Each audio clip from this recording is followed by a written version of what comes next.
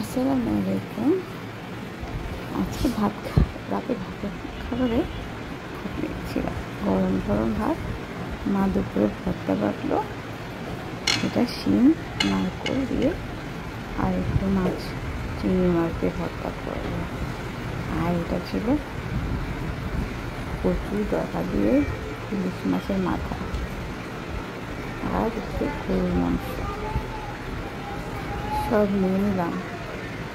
এবার খাবারগুলো দেখি কী যে লোভ লাগছে। প্রথমে একটু ভর্তা দিয়ে খাচ্ছিলাম, ভর্তা সেই মজা হয়েছে। মায়ের হাতের বাটা বলে কথা, বাটা ভর্তা আসলে সবসময় এখন খাওয়াই হয় না, এখন বেশিরভাগ ব্লেন্ডার করে অনেক ভর্তা খায়। বাট আমার মা এখনও আগের মতো বেটে ভর্তা করে। অনেক তৃপ্তি করে খাচ্ছিলাম ভর্তাগুলো, খেতে দারুণ লাগছিল। মায়ের হাতের ভর্তা বলে কথা, চেটে ফুটে সুন্দর মতো খাচ্ছিলাম। আসলে তৃপ্তি করে অল্প কটা ভাত খেলেও অনেক মজা লাগে। যে খাচ্ছি, মজা করেই খাচ্ছিলাম, সব খাচ্ছি একেবারে সুন্দর মতো চেটে ফুটে। নারকেলের একটা স্মেল আসছিল, ওটা অনেক ভালো লাগছিল। সব শেষ করলাম। এরপরে আবার কি, এরপরে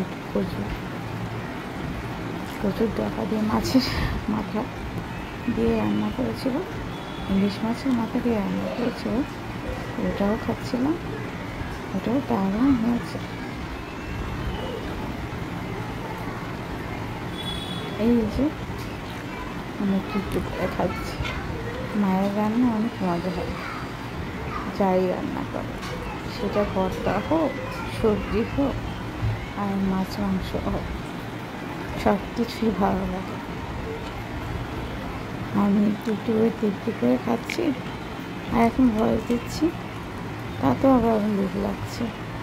কী যে মজার খাবারটা ছিল সেদিন, একেবারে চেটে ফুটে খেতে ইচ্ছে করছিল।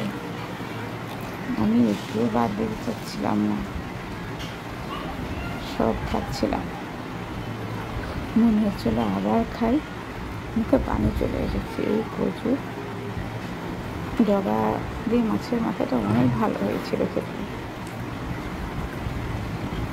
সুন্দর মতো সব খেয়ে নিলাম।